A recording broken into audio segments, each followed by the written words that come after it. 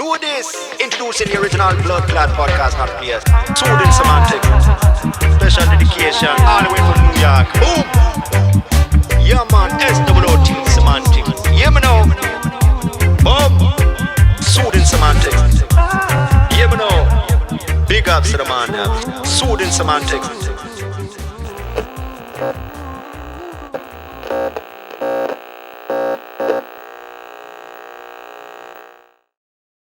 Guys, I am your host, Rafi Pinsky. This is Soothing Semantics. As you already know, subscribe, like, share, and you can also support the podcast with Anchor, which would be greatly appreciated. Today we have Mr. Benitez, Josh Benitez, on the show. Josh is a colleague of mine, a fellow realtor, sells properties, makes about 200,000 million pesos every single year. It's a good amount of money back in Mexico. It is, right? I have no idea, dude. Your family appreciates the money you send back? All the time, dude. You do, man. It's a monthly automatic pay. Do you have family in Mexico still? Yeah. I mean, I do. I mean, technically, I wasn't born in Mexico, but okay. Yeah, they're like from fucking poorest of the poor, bro. Does your family send them cash? How does that work? No one sends anyone cash, dude. That's not an unheard of thing, dude. I know people that do it. I know. A lot of Spanish people do that. Not the Benitez family. You guys. I think my dad does, for sure. Yeah, I mean, dude, like they live in. It's a place called Guadalajara, Morelos. I've heard of it. Okay. Yeah, so it's like recently, like a bunch of gangsters are up there, and it's crazy shit. I was there like 5 years ago, and just like, visiting family and whatnot, and yeah, it's tough, bro. But yeah, that's Mexico for you, dude. That's crazy stuff. Okay, so now more about the real estate game, dude. As I mentioned a few moments ago, Josh is a colleague of mine with Keller Williams, and we've become good friends.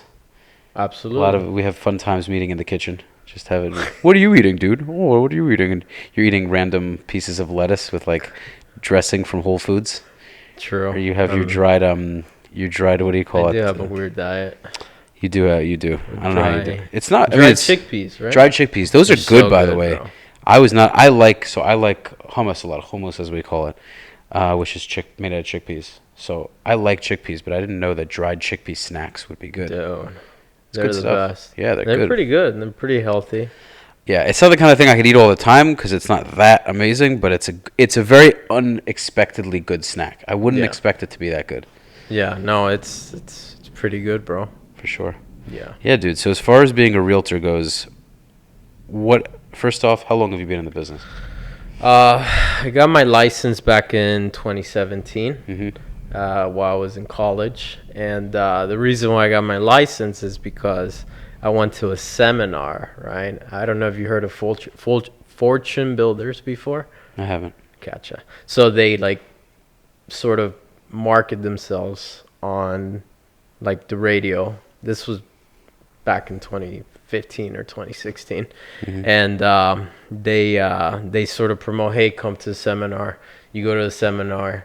You're trying to learn how to wholesale or invest in real estate. And I was like 18 at the time. And so me and my dad went. We spent we invested, I think it was $50,000 to the program to learn. Did you say 50? 50K, bro. 50K. And what do you get for a 50K value? Well, they teach you the system of how to wholesale and whatnot. You don't actually. Does any of that 50K go into the properties that you'd be buying? No, you just learn. Think about it buying that's the a college McDonald's tuition system, huh? That's like a college tuition. What do you? It is. What are you getting for 50,000 specific? Think about it as a McDonald's system for flipping or wholesaling properties. Okay, how long of a period of time did you spend that $50,000? Dude, it was a one-time shot. Like we ranked up our credit cards. Me and my dad, and hold up, you literally just gave them 50K? Yeah, to get the system.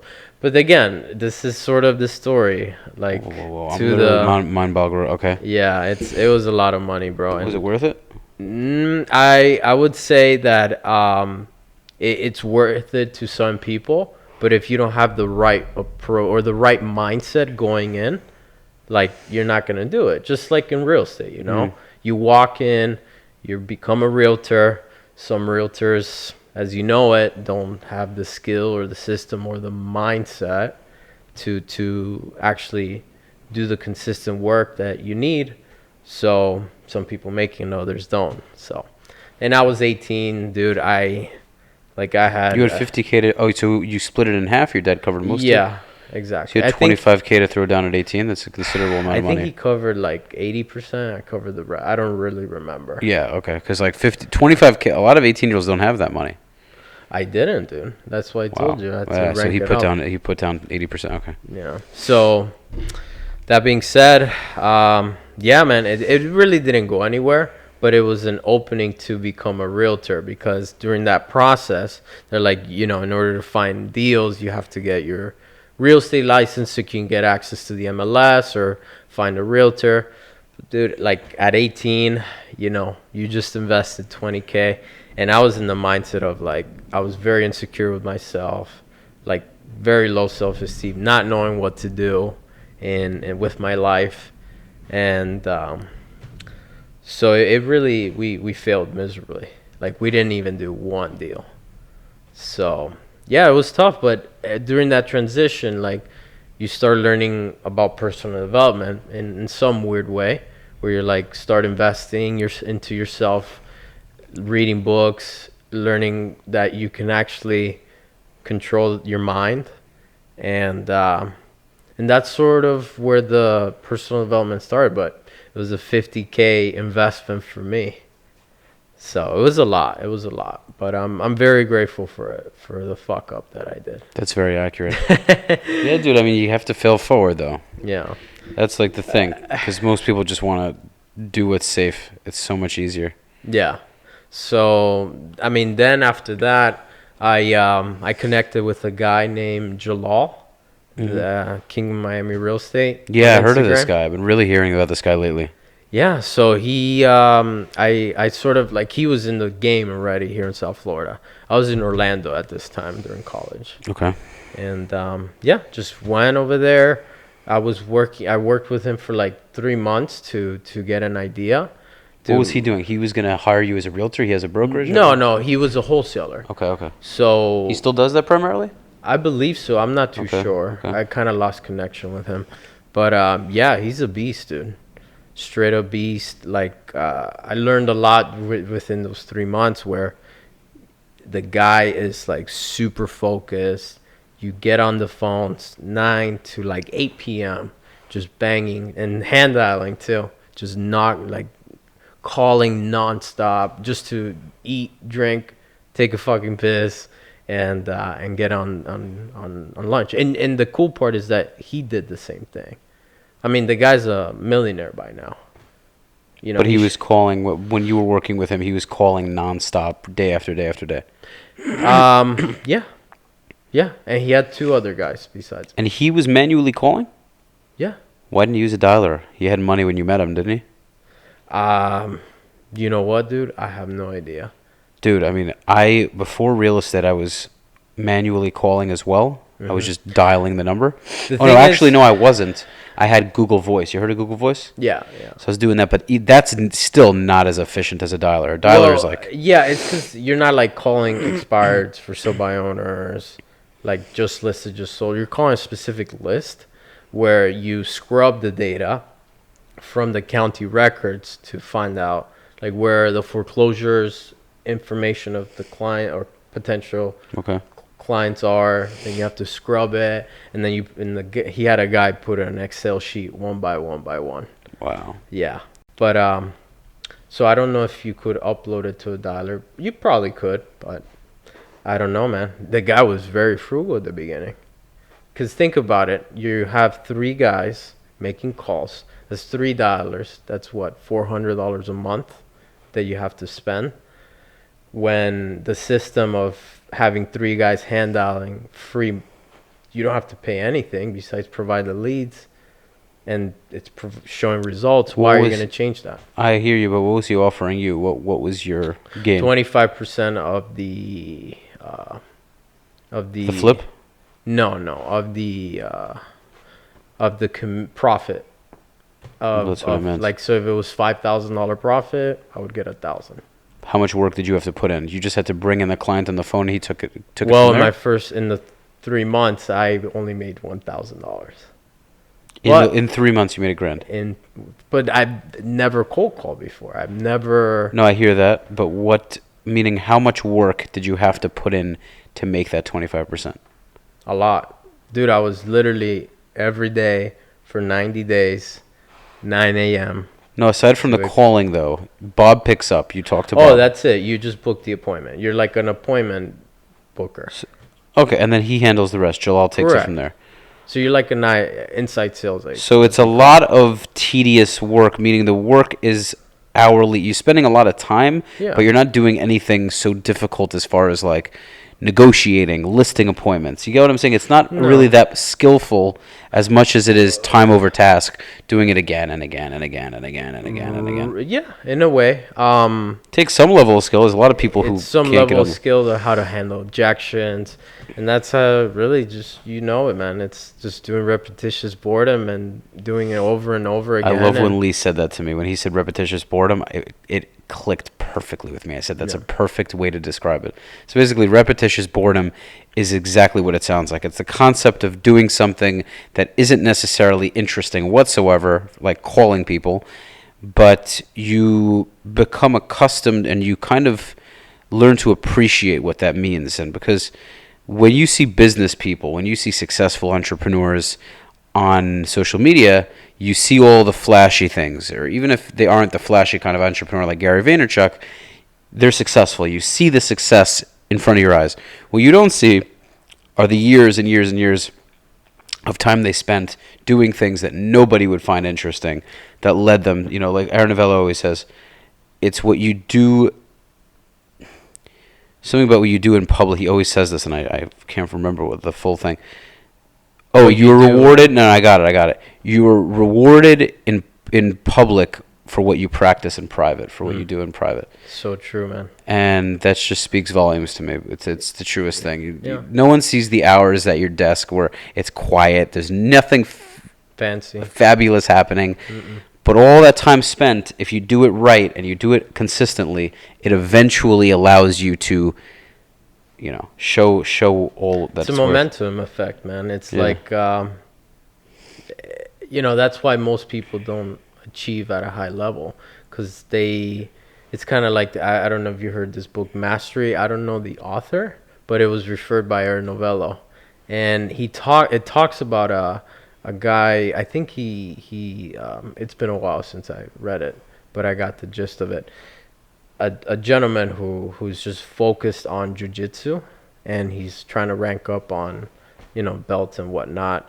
But most of the people don't get to a certain level or past a certain level because they're not willing to go through the consistent, repetitious boredom of learning the skill of how to take someone down or whatever at a high level. And they stop going to the jiu-jitsu games or whatever they call it, the dojo. Yeah. And because everyone wants to be a black belt right when they walk into the gate. It's like, do you have to do the boring shit? I wouldn't find it boring. You have to enjoy that sort of thing. But it's you're doing the same technique. You can be doing that same throw over and over. Exactly. Just over and over and over again. And for a lot of people, they're like, I'm tired of this throw. You have to perfect it you have to do certain things and do it for a long enough time to be deserving of that next belt. Yeah. So I don't know. For me though, I of course there are moments, bro, like everybody, where you're in the office and you're like, oh, fuck. And that's normal. It's normal, but the key is that you understand that there's the light at the end of the tunnel. You know what I mean? Where eventually you'll be in a position, if you do it right, where even if you're still doing those calls, you've gotten so much better at them that it's so much more of an enjoyable experience. Where you take an Aaron Novello, for instance, I'm definitely not even close to there at that level.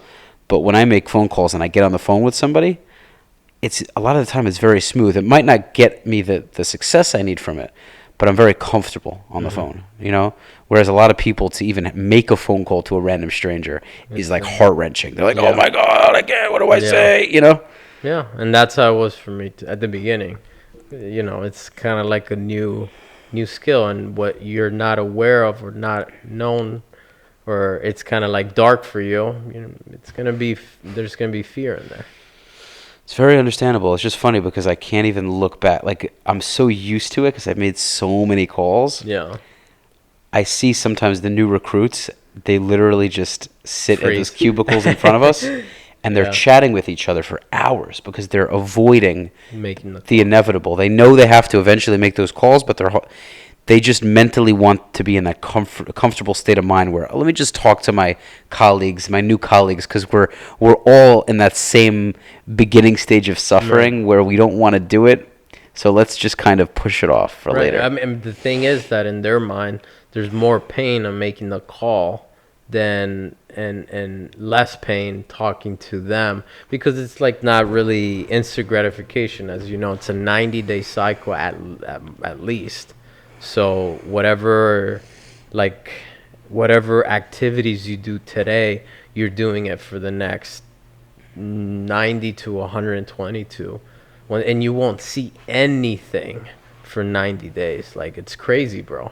It's fucking insane how that shit works, you know? Yeah. And at the beginning, like when you start, or when I started, at least, I wasn't aware of this. Like, you have to really get into people like Aaron Novello, the Morales guy, and Mike Ferry, and whoever that are actually succeeding at a high level, or else, dude, like, you'll go into mom and pop brokerages or, you know, big brokerages, but they won't really teach you or help you understand what it really means to be a realtor, you know? Without a doubt, because they also don't give you those reality checks. When you don't have the proper guidance, you think what you're doing is fine until you have somebody that's at so much of a higher level than you check you and help you realize that, dude, you are not anywhere near where you want to be. Yeah. Even if you have the right attitude about it, you're not necessarily doing the right things. You're just unaware of what you need to do. Right. And they're like, hello. Yeah. Wait a minute, bro. Yeah. Like, you have the right attitude about it, but there are a list of things that you need to start doing if you want to see those results. And that's the thing. It's first you have to have the right attitude, the right mindset. And usually when you have that is when people, or whenever you approach like a gentleman like Aaron Novello or someone who's selling at a high level, you can take a little bit of their time. Because if they don't see that, or if they don't feel that energy from you versus someone who, like, you know, highly successful people can feel that energy if someone's going to be successful or not, right? Without a doubt. Without a doubt. I'm not highly successful yet, but I can totally smell the difference between a highly successful person in like 15 seconds. Right away, yeah. They'll smell if you're BS or trying to fucking work. Right. Without a question. You know? So it's very interesting. So, like, getting connected with those people, because the first 2 years in my career, like my first year, I told you when we weren't filming, but I made like 22 grand. And the 22 grand, the reason why I did so little is because I was chasing fucking butterflies. I was trying to do everything at once, you know, like doing open houses, and I wasn't consistent doing open houses. Like, I would do one open house 1 month, and then I would do an open house in 90 days from then. And I was like, why the fuck isn't this working? And I didn't know that follow-up was so important. Like, 70% of your business comes from follow-up. So it's all that stuff. Like, you just have to hit your fucking head against the wall, or find someone that would avoid you getting or going through that process and just like guide you. Right. You know? So you're saying kind of learning from their mistakes so it becomes more efficient. Yeah, learning from their mistakes or fucking up, because I feel like when you fuck up on your own, and like, here's the thing with me, man. Like for example, Lee Rosa, he's beast, team leader of our office. Like, he tells me certain things, but then my ego's like, maybe I can do it somewhere different, something different. And then I try it, it doesn't fucking work. Then I try it again, different approach, then it doesn't work. So I'm like, what am I doing? Like, Lee told me how to go. And then you stop hitting yourself against the wall, and you already have that pain that it didn't work the way you did it. So you just follow someone who actually knew what they were talking about, but your ego got in the way. Right. To listen at Sure. the time.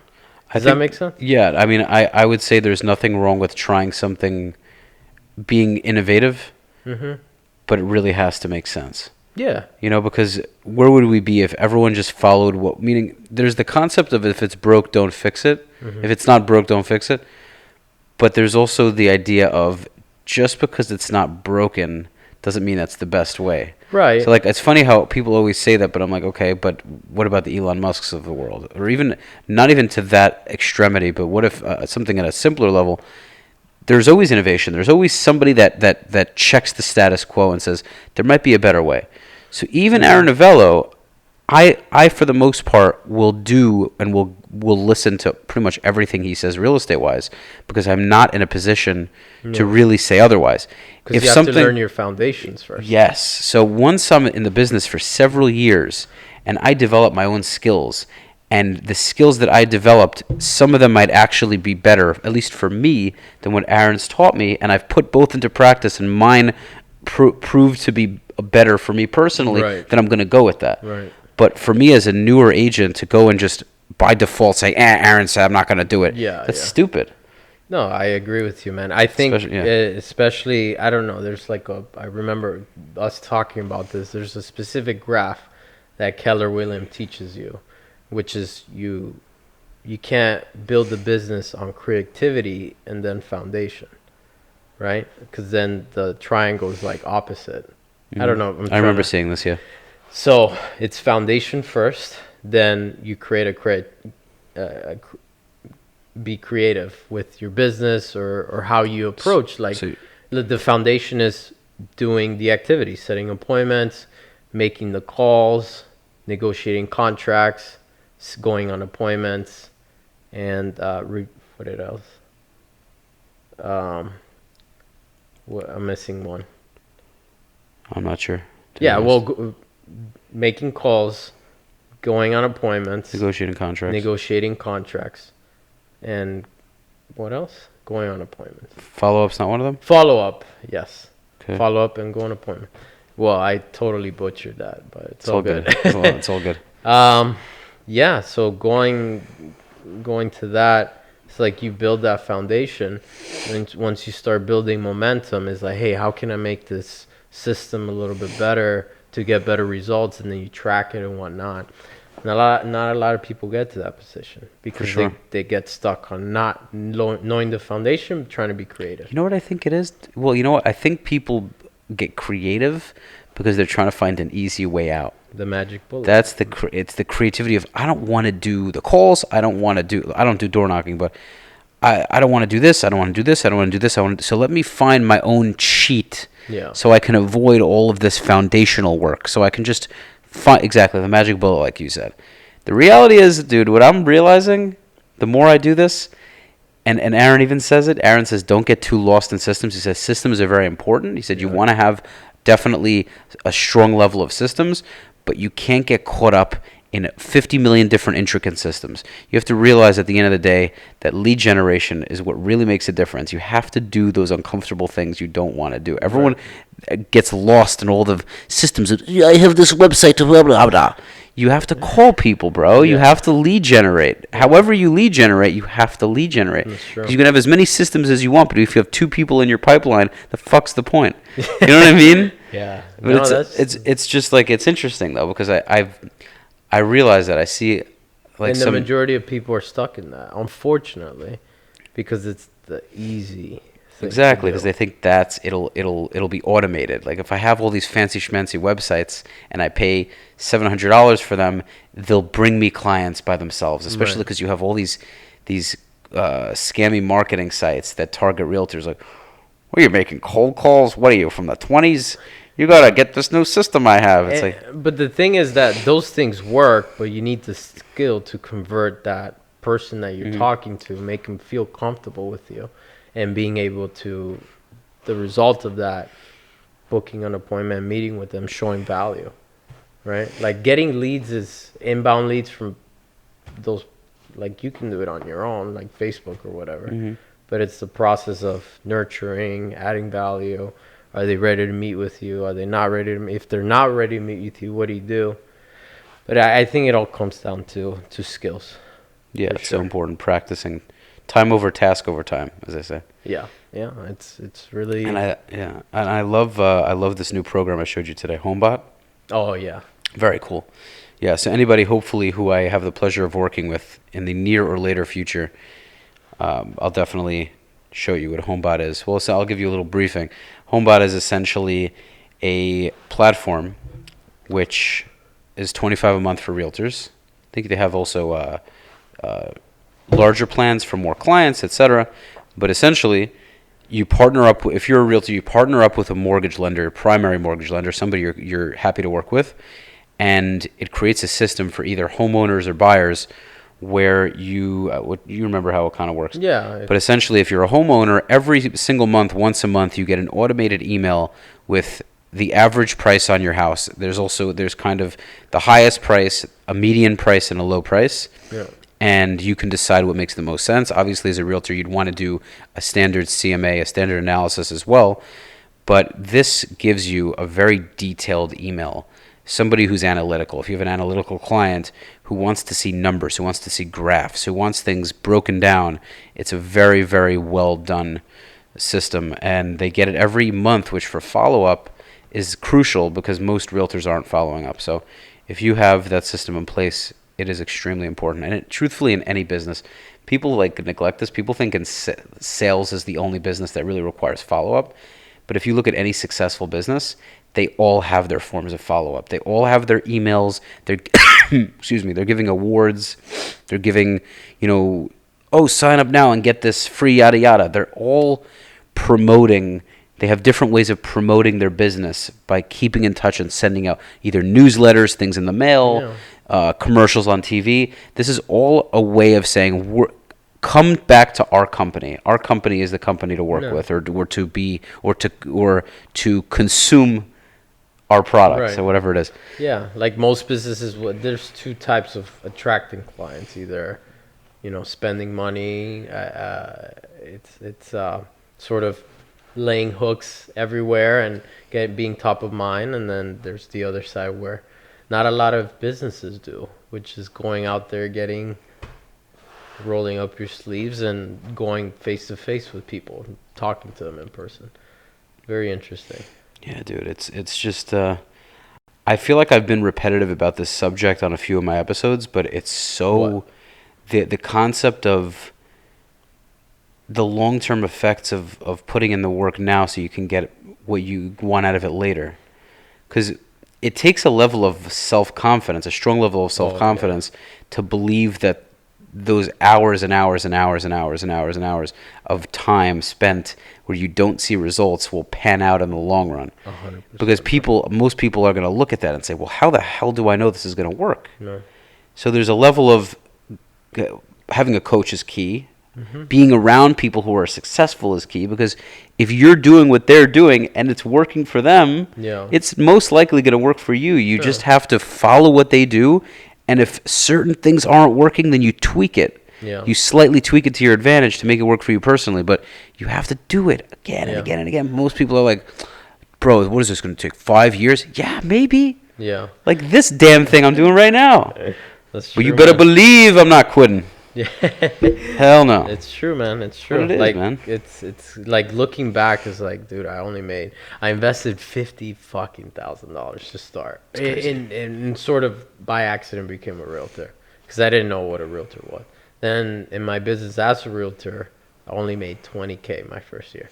Then my second year, I think I made like $45K, and it's like, dude, is it even worth it? Like those 2 years, I was like, thank God I'm young, right? And I had a lot to learn at the time about myself. Well, how old are you, so people know? Oh, I'm 24 now. Right. Still, so very much I started when I was 20.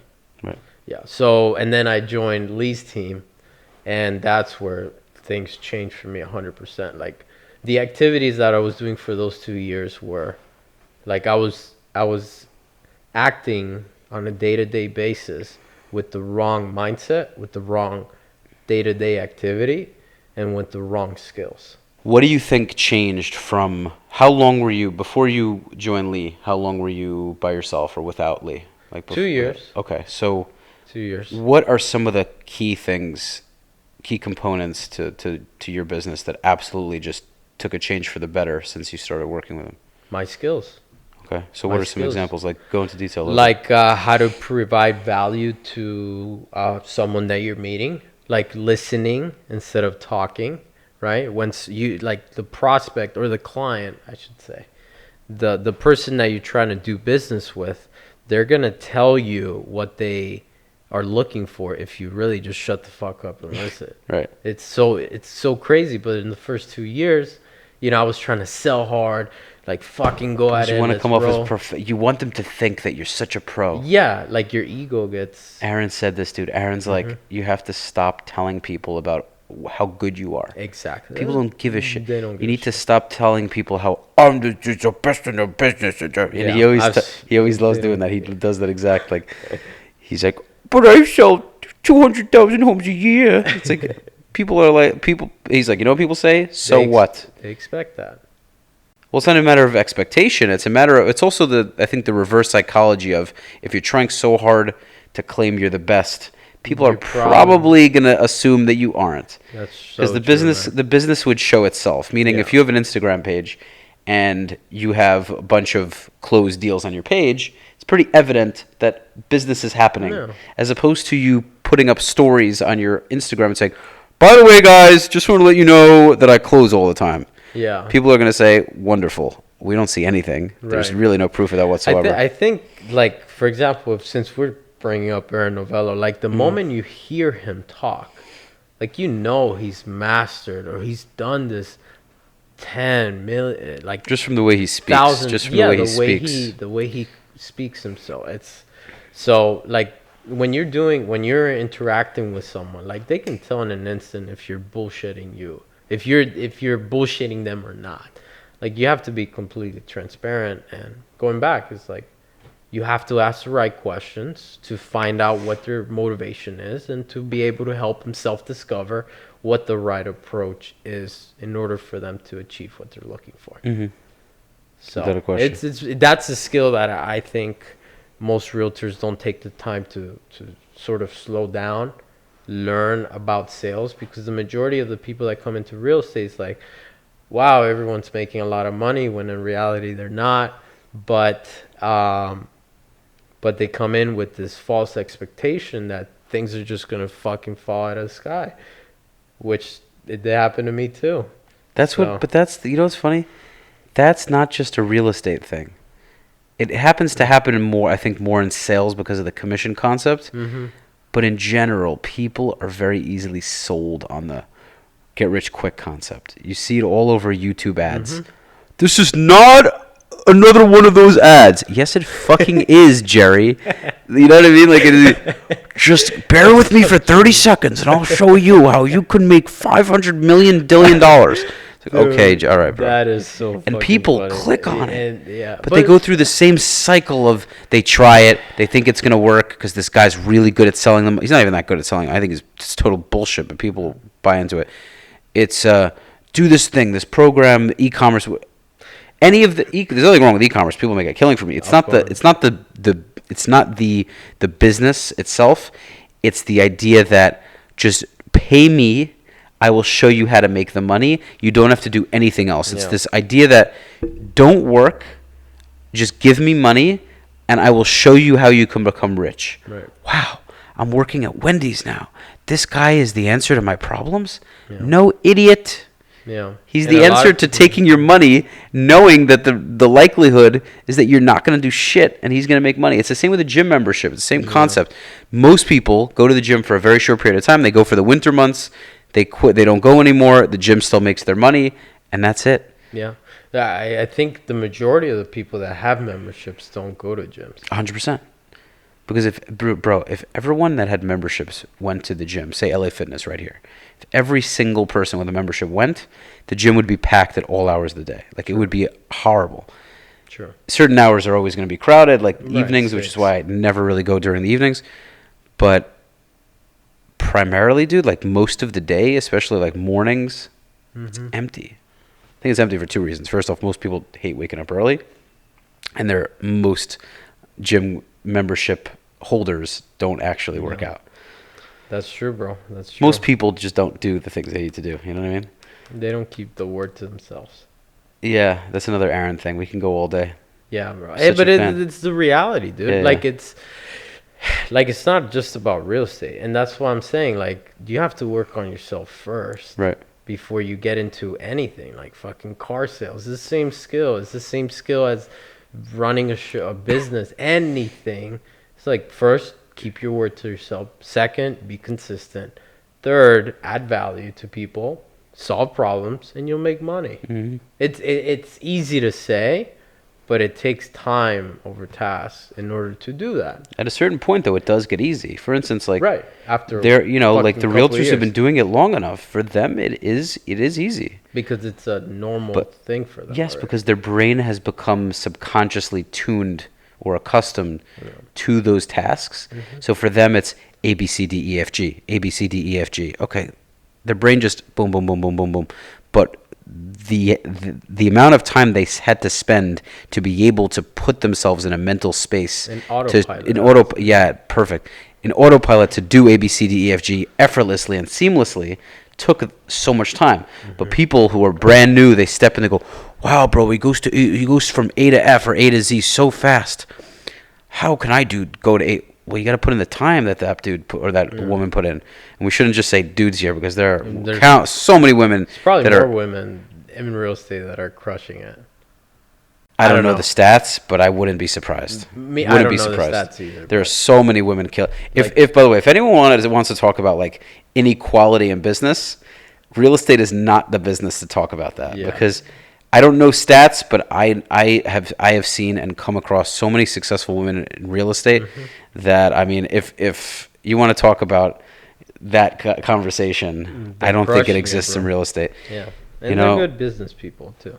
Yeah. I mean, in order to be a successful realtor, it's simple. I mean, it's simple but not easy. I don't know if that makes sense. Doesn't it go the other way around? No, that's how it goes, right? Simple, but not. Yeah, Yeah. So that's Gary Keller's concept, right? I don't know. I don't think know. it's Lee's. I don't. No, I heard or it it might somewhere, come from but- someone else, but ultimately, it's Keller Williams is very into that. But yeah, I mean, it basically is the idea that I'm just kind of speaking to whoever's listening, but it's the idea that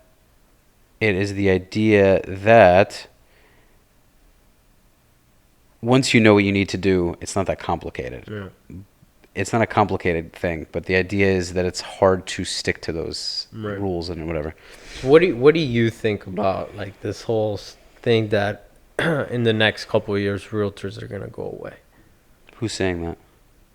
People, I think it's just like the whole like everyone's like, oh my God, Zillow is trying to take over the fucking real estate. So again, Aaron industry talks or about this. Amazon So or Aaron whatever. talks about this. Aaron says that listing agents will always be required, will always be a need. There will always be a need for listing agents.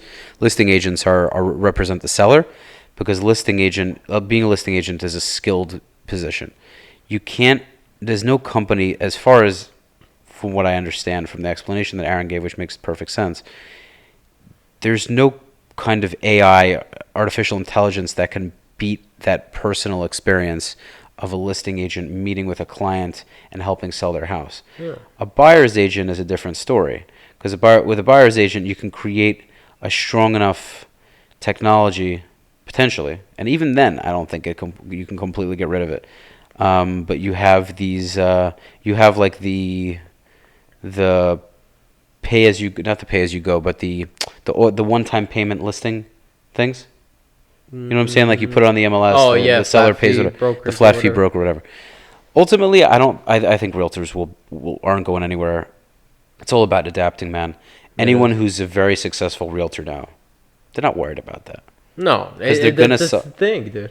The majority of the people that are The only people who worry about it are people who aren't producing. right. Anyone who's producing at a high level is gonna always have clients who. And you know why they're not producing? Because they're worried, investing time on worrying who's gonna take their shit. Chasing butterflies. Like you, I love that. By the way, we really got into a lot of Aaron because Aaron has really been teaching me a lot of things lately. And he's like, there's enough business for everybody. There is. You have to have an abundance mindset in life in general. You have to have this idea that there's enough for you.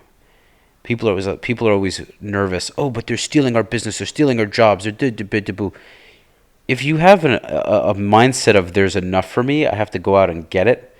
There will be enough for you. It's all a matter of your attitude. So quite frankly, it's just a shit attitude. People are so. There isn't enough for you because you haven't created enough for you. Boom. There's we're in America. I mean, there's so much money to go around. Yeah, bro. Like I lived in so much business to go around. Yeah. What yeah, like I lived in South America. I lived in Honduras, but I'm not Honduran. Like I used to live in an orphanage because my dad used to work for or works for a nonprofit organization where he sends like in-kind donations to Haiti, Guatemala, specific places. But he used to be a director of an orphanage, so I used to live with 500 orphans in Honduras. Wow. Yeah, and bro, did you ever tell me about this? I don't think so. I did I? I don't think so. Well, you randomly pull this out of your ass now? No, but it's kind of going back to like I remember. This is very cool. Okay. Yeah, so I remember like going up to the city, and like, dude, there was like this place where there's like the trash mountain. People they're living inside the trash mountain, and it smelled like shit. And me and my dad used to go up, feed the poor over there. And what I'm trying to say is people that come from immigrants like Israel, low poverty, they come into this country, and it's so crazy because they come into this country because of the opportunity that they see.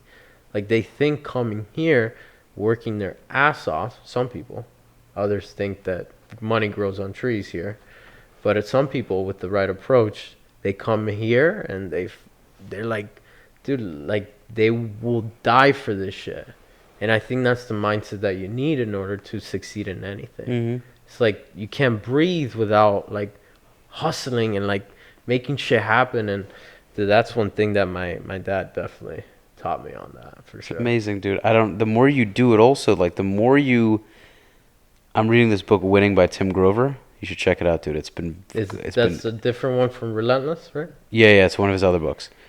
So, for whoever doesn't know, Tim Grover trained Michael Jordan, Dwayne Wade, and many others. He is an extremely successful coach, and he has a new book that came out called Winning. You guys should check it out.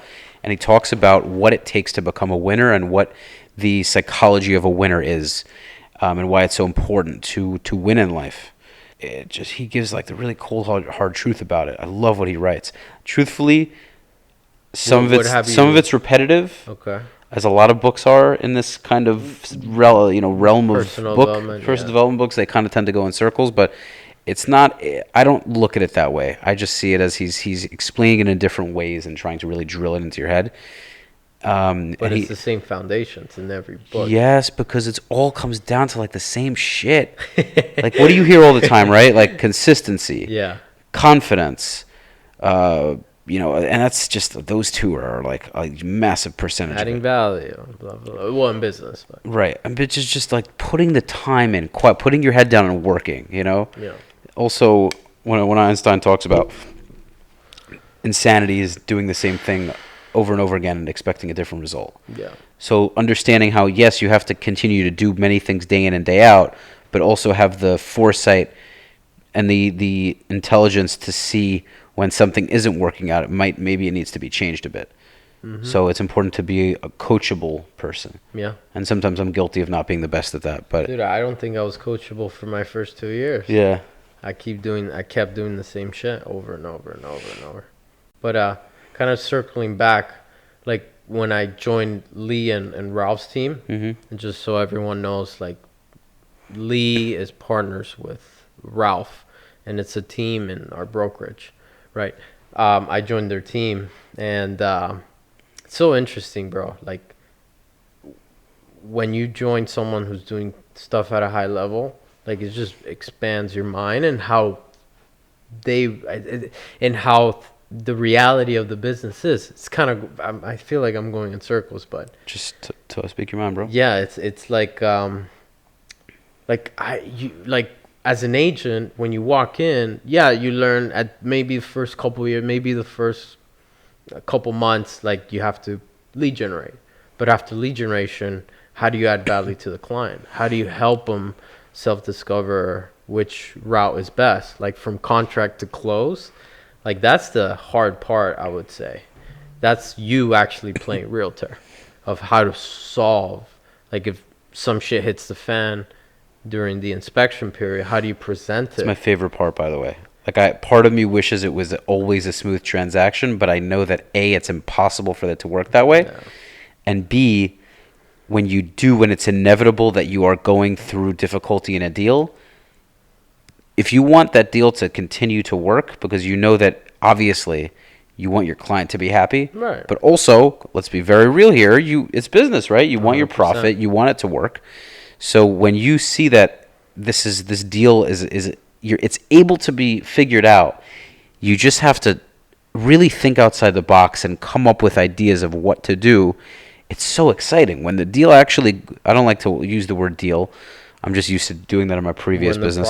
When the transaction, or when your clients, I don't know if a better word for it, but when everything works smoothly at the end, when everything is sorted, that satisfaction is so much better than the commission, honestly. Mm-hmm. Not to say that I obviously want to get paid, but to just to just know that you were such a big part of why that happened, Yeah. and your client thanks you profusely for it, Yeah. because they recognize that you really put in that effort to strategize and brainstorm what you can do to make the pieces fit together. That's so enjoyable. Yeah. It also really gets your mind working. It does. Because there's so many mindless jobs where you just kind of nail the hammer on the wall and you go home. Your brain isn't on full blast. Like, Right. you need to challenge your brain when you're sitting there. Oh, I'm sorry, man. Inspection came back, and my buyer's gonna have to pay $40,000. They don't want to do the deal. You blah blah blah. You don't really want to call your seller because you know your seller is gonna kind of put up an argument. So you sit in the chair and you're like, okay, What can I do? this is what I have. This is what I'm dealing with now. Here are my options. And maybe you'll even ask a colleague what they think. Yeah. And then you decide, well, okay, that colleague makes sense. Is my client going to respond well to that? Mm-hmm. And then you say, okay, I have an idea. Mm-hmm. So for inspection, $40K. How badly does my seller want to sell this property? Right. Are they willing to go $40,000 lower? Right. Probably not. Is the buyer really interested in buying this property? Yes. Seller wants to sell, buyer wants to buy, but $40K is $40K. So let's kind of try to come up with something. We can go half maybe. Or there are some fixes that are absolutely needed that are very big and were unexpected. Let's see if the seller can cover those. And the minor fixes maybe the buyer won't mind dealing with. There's so many ways to go about it. So you just, a lot of the time from what I'm seeing, you just kind of have to try them and see what works. And based on the reactions you get from both parties, you just have to continue to work on it and see if the pieces fit. At the end of the day, sometimes it just wasn't meant to be and it doesn't work. 100%. But you learn so much from those. And then you can, going forward, you can make the right decisions and you can inform people so those things are less likely to happen, and B, if they do happen, you know what to do. You have a plan. You've experienced it before. It's like no matter who coaches you, bro. You can have like the best coach in the world. You can be coached by the number one realtor.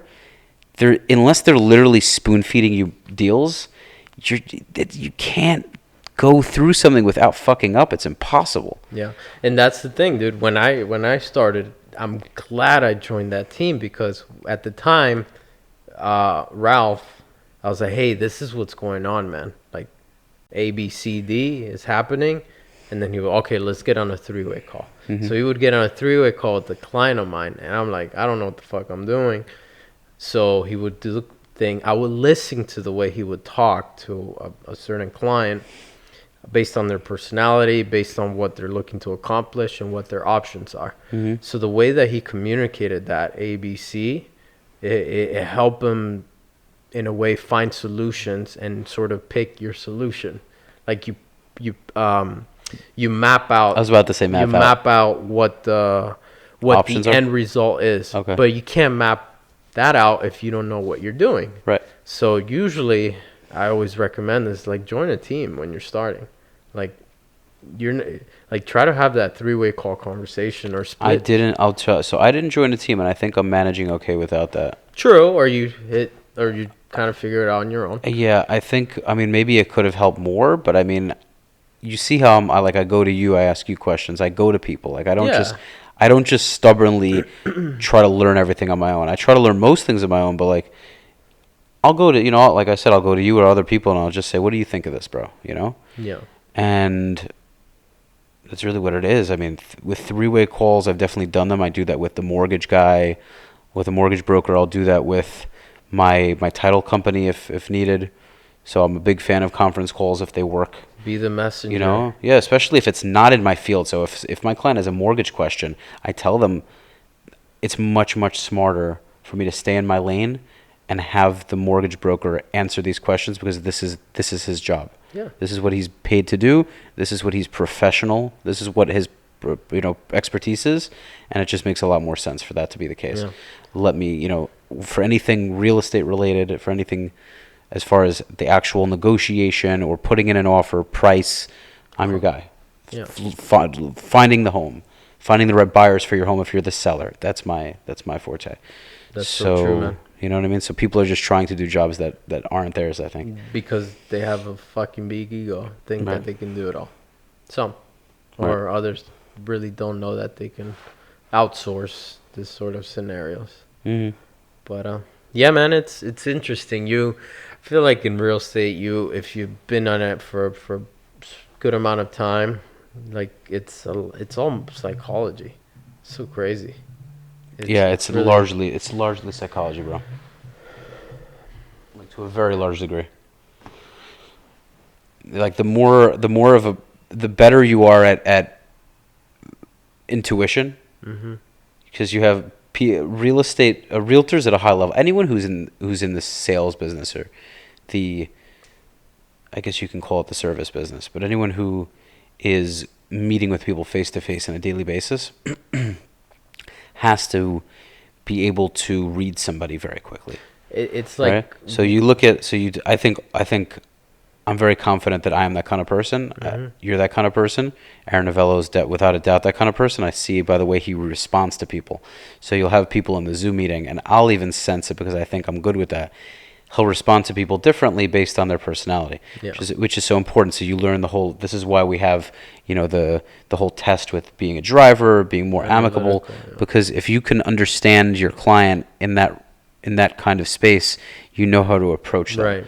So if they're analytical, I know they're gonna love those emails I'm sending out monthly. Right.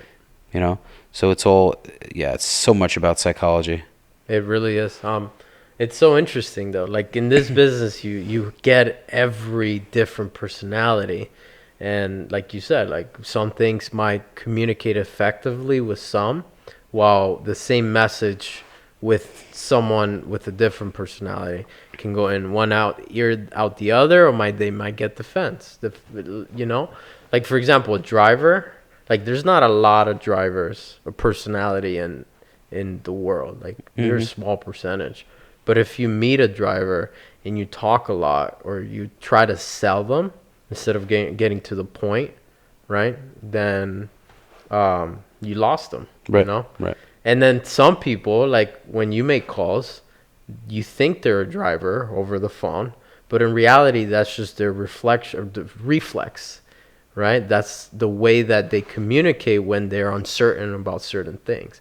So you have to learn. It's very smart. Maybe it's defensive, so they want to come off as more of a driver to defend themselves. Yeah, that's why people hate cold calling, because everyone's like, "Yeah, take me out of the blah blah blah." Like they're mean, quote unquote, but they're just being defensive. They don't know who the fuck you are. Right. I would do the same thing. Right. But but like once you're able to calm that person, and that's a skill, bro.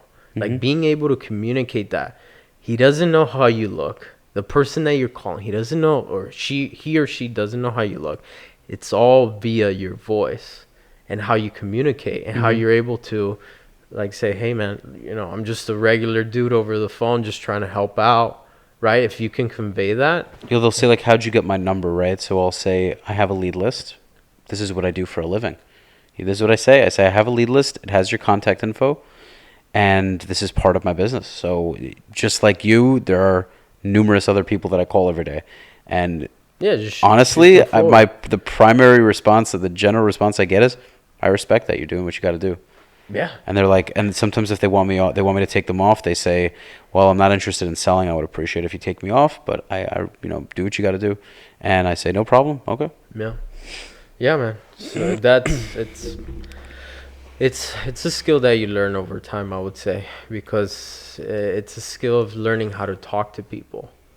Like one book that really... Bro, but some people, they really don't have it. Like, I honestly believe that some people just aren't cut out for it because... Or they don't... I wouldn't say that they aren't cut out for it, but they're not letting themselves... I mean, I think there are some people that are so not the kind of people that make a good realtor. Not sitting here saying that it's the most difficult thing in the world. No. But it's... Some people have to put in so much effort just to be able to go and meet somebody and shake hands with them. There are very, very awkward and shy people when it comes to socializing. Yeah. There are people that are very, very, very strong introverts. There are successful introverts in real estate, I have no doubt about it. But there are people that they're not going to look you in the eye when they talk to you. They're not going to shake your hand firmly. Yeah. They're not going to dress the part. They're not going to speak the part. They're going to mumble. They're going to stutter. They're going to slur their words. Yeah. They're not going to... I mean, there's just so many of those little things that add up that they're not doing, that they probably have a fear to do. So before that you can even get to practicing skills and scripts and all those things, they have all those hurdles to overcome. So for someone that doesn't have to overcome all of those social hurdles, they can right away focus on perfecting how they communicate. You understand what I'm saying? So yeah, I do. For a lot of people, they don't have that, right? They're not confident. You meet like a new realtor, right? There are some realtors who, and I can say this very proudly, I didn't have the skills, but I had the confidence, right? I came in knowing I can do this, I just don't know how to yet. Right. But then you have people that are like, I don't know what I'm doing, and I'm afraid that I don't know what I'm doing. It's like, well, it's scary, but welcome to the world, man. Yeah. It all comes down to mindset. Yeah, with everything else. It all comes down to mindset. It's so interesting, man. Very interesting. And the crazy thing is that people, and this is just in general, the majority of the population aren't aware that they can really have control over their mind. Like, isn't that mind-boggling, bro? Yeah. Like, I didn't understand that until I was in my 20s. Like, little by little, right? But I don't know, man. It's so interesting. Bro, you're a 24-year-old making more than most of the American population. It's because I don't do what the majority of the population does. But I'm saying that when you already can accept that reality, you're already so much further along than the large majority of the American population. Most of the American population makes as much in a year as many realtors make in one transaction. Okay? You make very a 40K commission, it's a lot of money, but it's very, very, very, very normal for a realtor to make $40,000 in a transaction. So it's a larger deal. Right. But I mean, that's not far-fetched by a long shot, dude. No. There are plenty of transactions that will make you a lot more than that. So the idea that as a realtor, if you put in the time and you do what needs to be done, you can make in one transaction what people are spending 9 to 5 for the entire fucking year to make is nuts. Do you realize that? Yeah. Like, and they're sweating away in a cubicle, just doing this stupid, shitty task that they hate. But the idea of stepping out of that life for something more unknown and dangerous, so you could have so much more, is just way, way, way too scary and out of the box for them. That they'd rather, and it's fine. it's fine if you're okay with it. That's Right. the key, though. Right. If of you course. are okay with it, fine and good. But if you aren't, you owe yourself that. And if they're willing to fucking pay the price the first couple of years, you know? Like, it's painful the first couple of years. Yeah. Like, it's so painful, bro. Like, so painful. Dude, like, I used to cry. I'm like, fuck, am I doing this right? Like, I don't know, man. Like, I would just get so frustrated on myself.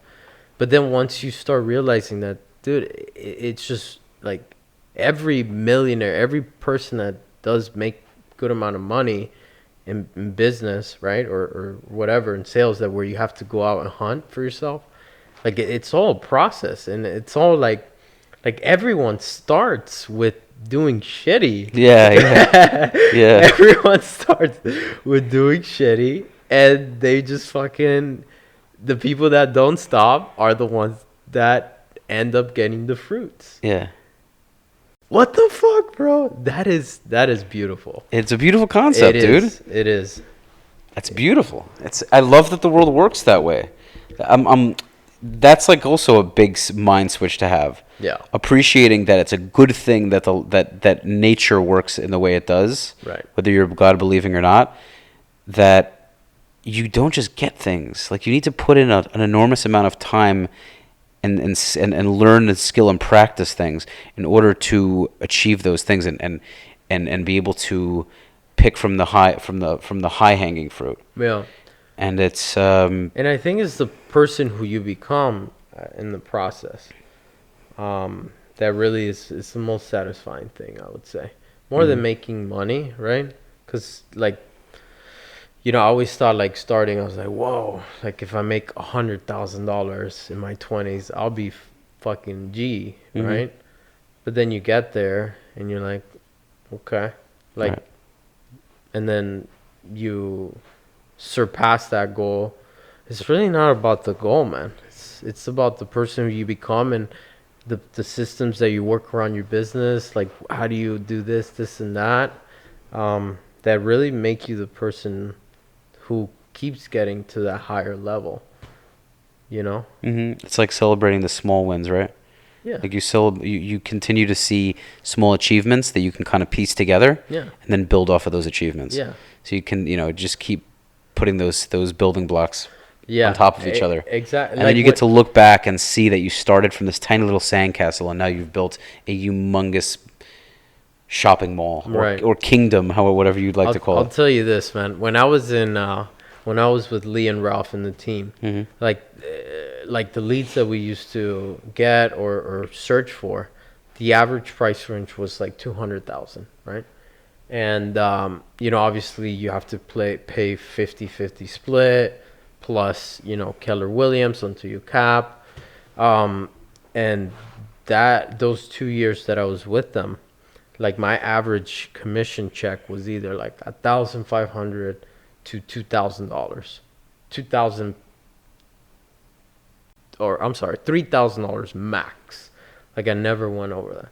So in order to make decent income, like make 70K, 80K, whatever, like, you had to grind, bro. Like, you had to, like, sell a good amount more homes than the majority of the normal agents that are by themselves, or aren't in the team.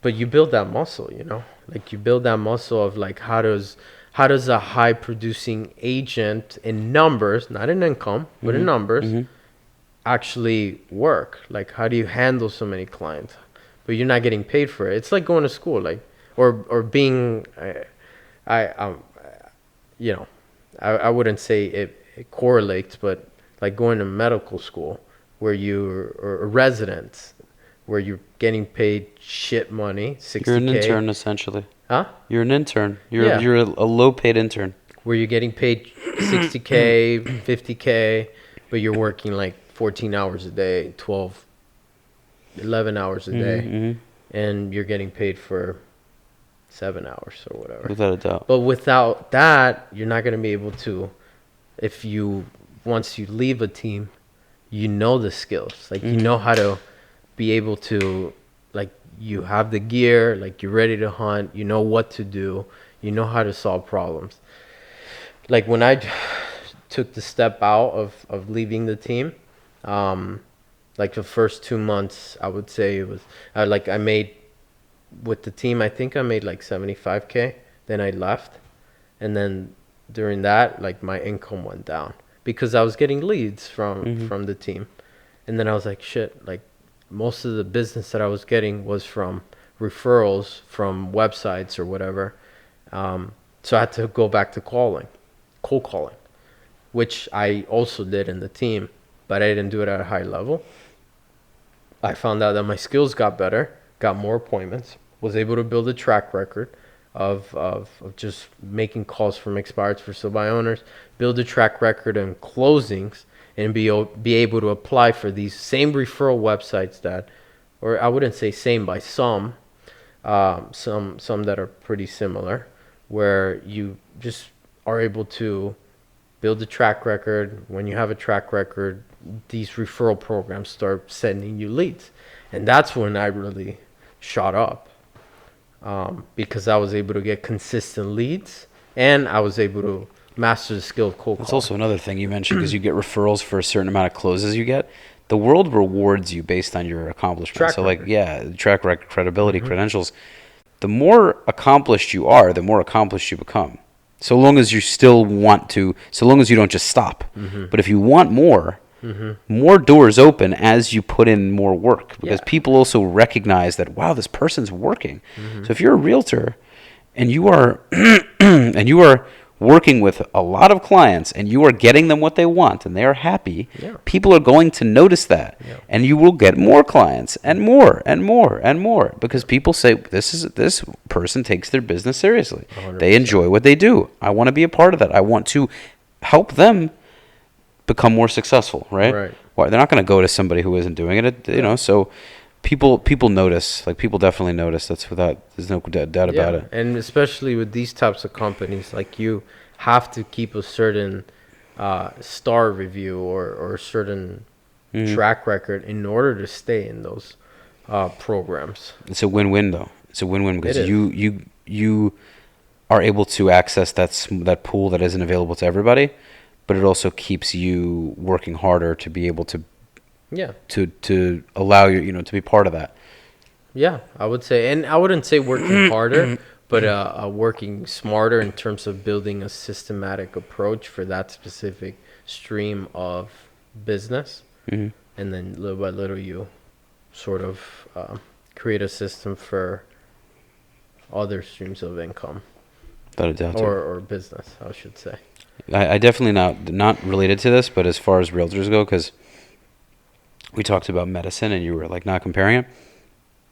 Aaron also says how, as a realtor, a lot of realtors don't understand that there are many realtors, I wouldn't say many, but there are definitely a nice amount that make more than doctors do. They make more than pretty much any field does. There's a couple guys in our field, in our office, that make way more than that. You have the potential to make more than almost any other industry, so long as you you do what needs to be done.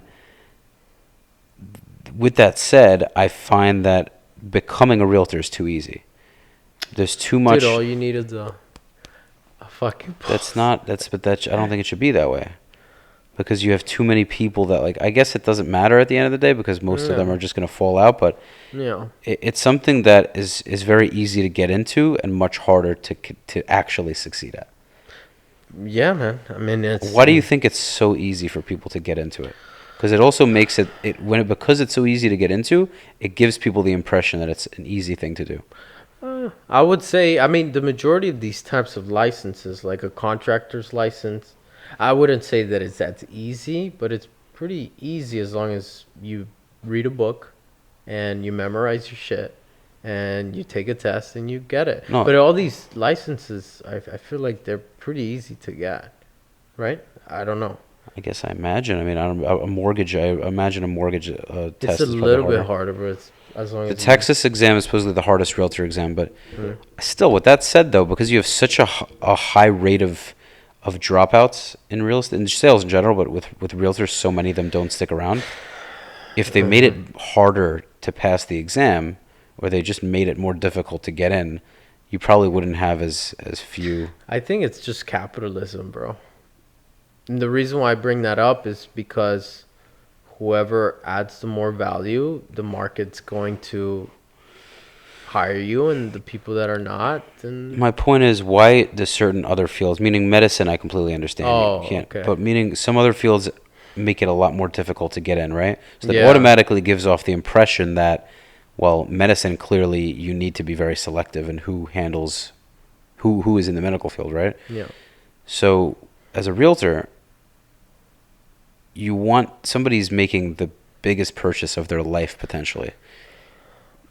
People who are helping them with that transaction need to be doing the right thing. Right.